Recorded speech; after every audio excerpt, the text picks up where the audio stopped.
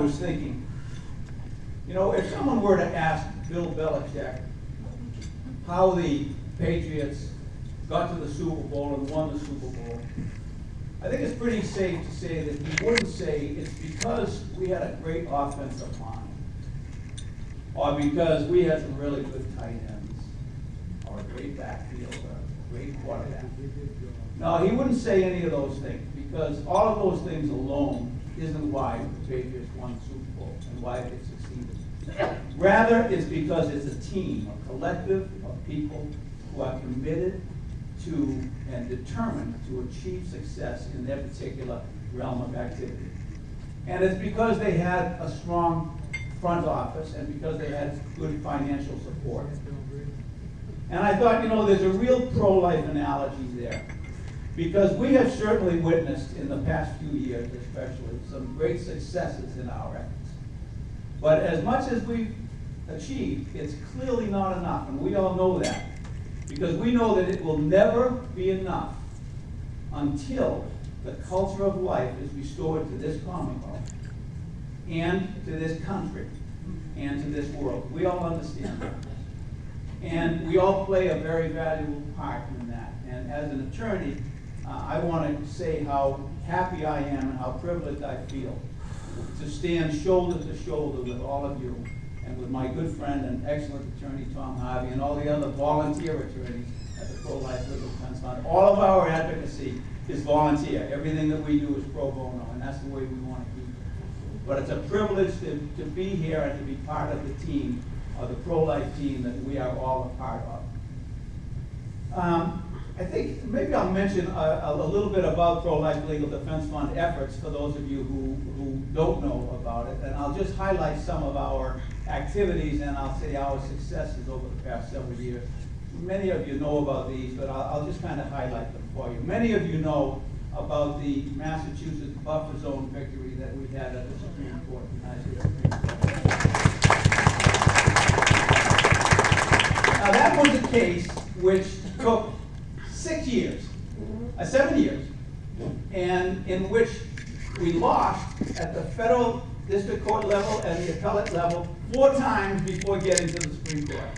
And at the Supreme Court, as you know, there was a unanimous victory. And that is just evidence of the persistence and determination that people like Eleanor McCullen and all the sidewalk councils had. And a tribute to all of them.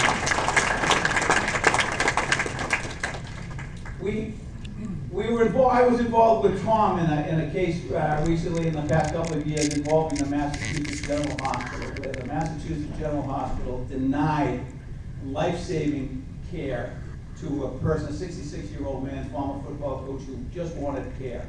He was married for 38 years. His wife was there with him around the clock. They had 8 children. They were all supporting him. But a group called the Optimum Care Committee at the Massachusetts General Hospital decided that the best care for this man was no care. How about that? Talk about Orwellian. So anyway, we were successful in getting a restraining order compelling the Mass General Hospital not to impose a do not resuscitate order against this man's will and to provide life-saving treatment. We found some interesting things during the course of that case. We found that there was a report. This is shocking, and people don't know about it. There was a report delivered at the American Thoracic Association International Conference back in 2014, which reported on the activities of this Optimum Care Committee. And they reported that that between 2006 and 2013, there were at least 147 cases of disagreement between what the patient wanted, the care that the patient wanted, and what the hospital determined he or she can't have. 147 cases. Now, this is the kicker. 41% of those cases reportedly were not end-stage cases. In other words, they weren't dealing with terminal illness. These people were not facing terminal illness, but the medical community was saying, sorry, you can't have care. So that's something we've got to be aware of, and the Pro-Life Legal Defense Fund is here to lead that effort if we need it. Rita Russo is here, and she and John and all the others at the 40 Days for Life. But it's just, I tell you, you're just a hero of mine, absolute hero.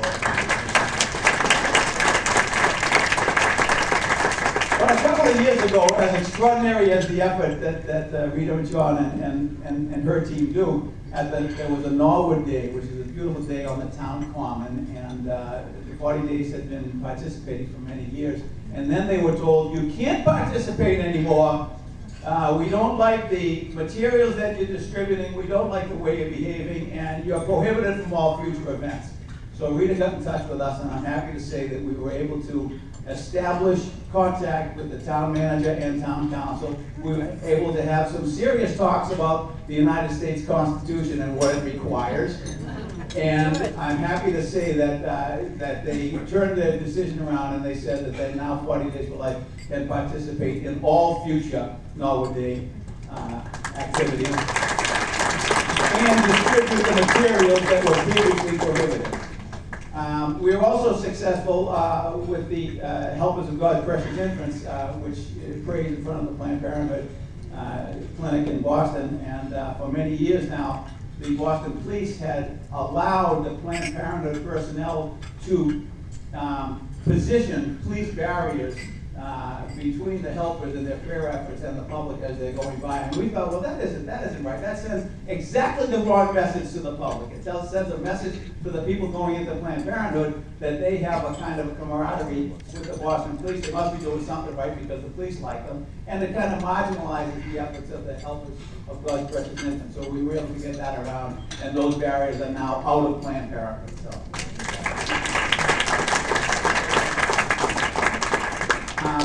I could go on and on, but I want to mention a couple of things that we are active in now with the American University Women for Life, which is a fantastic group. And we have been challenging, and it's kind of been at a standstill, but not really at a standstill. We've been turned down by the Department of Public Health and by the Massachusetts Superior Courts in our efforts to address inadequacies in the Massachusetts informed consent abortion forms. I just want to tell you what's wrong with those forms. The statute compels the Department of Public Health to produce informed consent forms that explain to the woman the nature of the proceeding in language that she can understand, and to advise about risks. Now, here's what we have. The Massachusetts statute defining abortion defines abortion as the willful destruction of the life of an unborn child. Okay? That's what the statutory definition. Jim, that's what the legislature did, that's what the governor signed. The statute says that abortion is the willful destruction of the life of an unborn child. Well, you know how the Massachusetts informed consent forms refer to what happens during an abortion? Notwithstanding that statutory definition, the women are told, this is a procedure that involves emptying the contents of the womb. That's like asking someone to say, well, who is Michael Phelps? And someone says, well, Michael Phelps is a person who will not drown if you throw him in 10 feet into a pool of 10 feet of water. He won't drown. It's true, but it's grossly unstated. And we want to change that, and the American University Women for Life are committed to change that, and we're committed to do so too.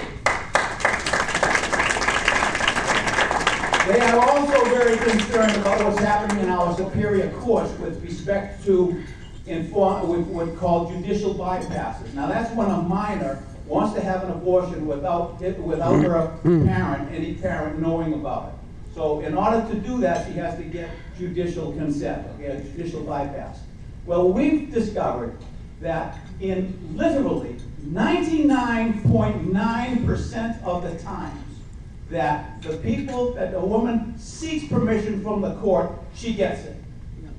And what we found, which was really shocking, is there are published guidelines that the Superior Court has promulgated for its judges when they're handling these so-called very remote procedures, and the guidelines recommend that the judge not inquire into the minor's view as to the morality of abortion, or to the minor's parents' views as to the morality of abortion, and not inquire whether or not the minor feels that she is in some way ending the life of an unborn child.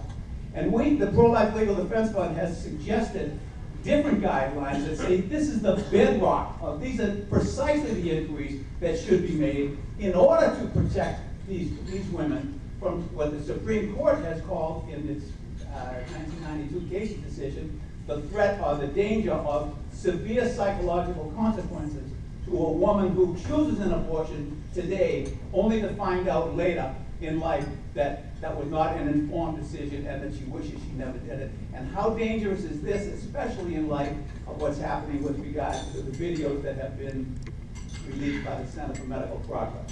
This is real life, this is real tough, this is real serious things that we're talking about here, and we really appreciate your support in all of our efforts. You know, it's important for all of us to understand that there's something that is much more important than legislation, much more important than judicial decisions, and that something is public sentiment. Abraham Lincoln said that public sentiment is everything. With it, nothing can fail, he said. Against it, nothing can succeed. He who rules public sentiment goes deeper, Lincoln said, than he who enacts statutes or pronounces judicial decisions. And every day, we have an opportunity to affect public sentiment, and we do it by our joyful behavior, our joyful advocacy for pro-life, and our willingness to bring up the topic and to talk about it with anyone who will talk with us about it, talk about it in a joyous, respectful way. I love to use quotations largely because the people whose shoulders I stand on said things much better than I did. And I read one recently, a quote from Dietrich Bonhoeffer. And many of you know who he was, a Lutheran pastor who was hanged by the Nazis 2 weeks before the concentration camp where he was freed. But he had a quote that said, "Silence in the face of evil is evil itself. God will not hold us guiltless. Not to speak is to speak. Not to act is to act." One thing that I love about the pro-life movement and pro-lifers is that we understand the wisdom behind that statement. And we will not be silent, and we will not be guilty, and we will speak, and we will act, and with God's help, and only with God's help, life will prevail over the culture of death. So I want to thank you all for all that we do. I want to also invite each of you to attend a free presentation that Pro-Life Legal Defense Fund is sponsoring next Friday night at the Boston Newton Marriott. It's from 5:30 to 6:30. And there's going to be a presentation by a group known as the Bioethics Defense Fund. Now, the Bioethics Defense Fund is a nationally known group which had, actually, it's active not just in this nation, but also in foreign countries. And they advocate life issues. And the title of the presentation is something like Cloning, 3-Parent Embryos, Animal-Human Hybrids, also known as chimeras, and the Brave New World. Now, something you should know is that last August, the National Institute of Health announced its intention to lift the restriction on the use of taxpayer funding for the creation of chimeras. Now, that's pretty shocking. I don't want my tax money used to create human animal embryos, okay? So they're going to be there. It's going to be a free presentation. It's going to precede our annual dinner, which will begin at 6:30. But attendance at the dinner is not required for attendance at the lecture. And of course, you're welcome to the dinner too. But the dinner costs $125. I've got, you know, if you want to go, I've got the tickets right there. Yes, ma'am. Where is this going to be again? This is at the Boston Newton Marriott, which is on Commonwealth Avenue in the 2300 block. It's right near the intersection of Route 30 and 128 in Newton.